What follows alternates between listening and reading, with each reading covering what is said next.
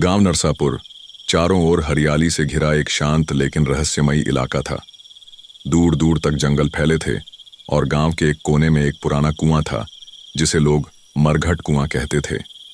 कहा जाता था कि वहां एक चुड़ैल रहती है, रक्तचुंबी, आत्मा खींचने वाली, हवा में उड़ने वाली। आरव गांव का एक होशियार लेकिन बेहद जिज्ञासु 15 साल का लड़का हमेशा इन बातों को मजाक समझता था।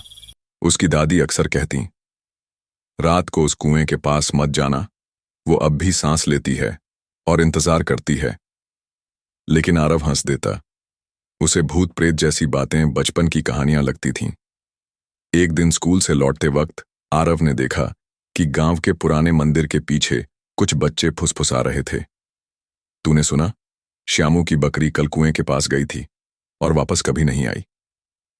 कहते हैं किसी ने उसके खून से दीवारें रंग दी। आरव चौंक गया, लेकिन उसका डर उसकी जिज्ञासा के सामने हार गया। रात को चुपचाप आरव घर से निकला, एक टॉर्च, मोबाइल और एक नमक की पुड़िया लेकर। वो निकल पड़ा उस काले कुएं की तरफ। चारों तरफ सन्नाटा, झींगुरों की आवाजें। कुआं सामने था, काला, गहरा और डरावना। जैसे ही वो कुएं के पास पहुंचा, उसे लगा किसी ने उसकी गर्दन के पीछे सांस ली हो। वो पलटा, कोई नहीं था।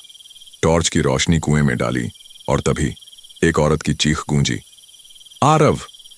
वो डर से पीछे हटा। तू आ गया? बहुत देर कर दी बेटा। आरव पीछे भागा और तभी एक परछाई उसके सामने प्रकट हुई। एक लंबा पतला शरीर, उल्टे पैर और आंखें खून जैसी लाल।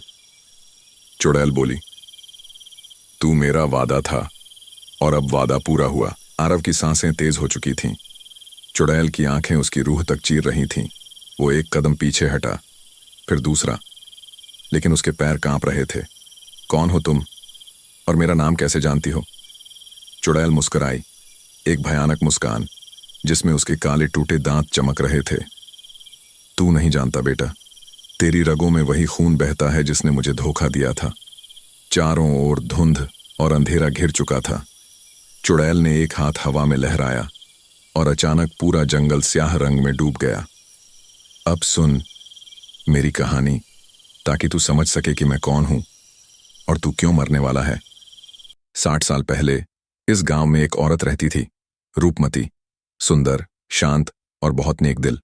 गांव में सब उसे इज्जत देते थे, लेकिन कुछ लोगों को उसकी सुंदरता से जलन थी।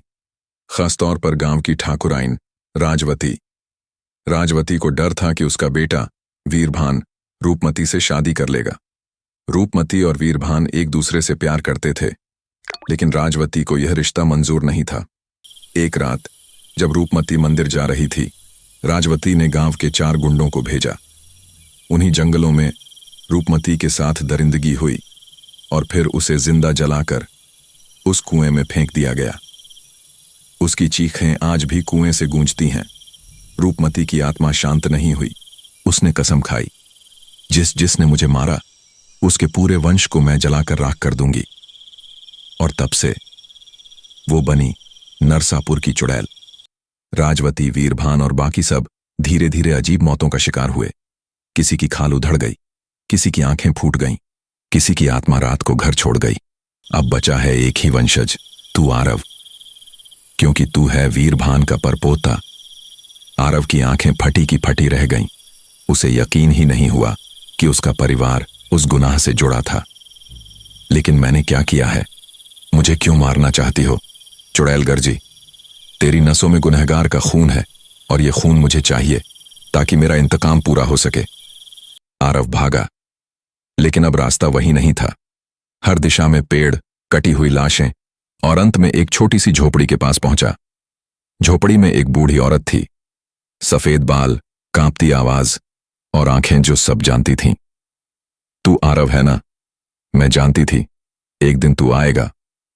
आरव, आप कौन है? मैं हूं रूपमती की बहन, जिसने उसे जलता देखा था और तब से उसकी आत्मा को शांति देने की कोशिश कर रही हूं।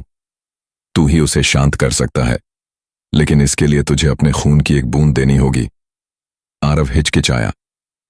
क्या गारंटी है कि वो शांत हो जाएगी?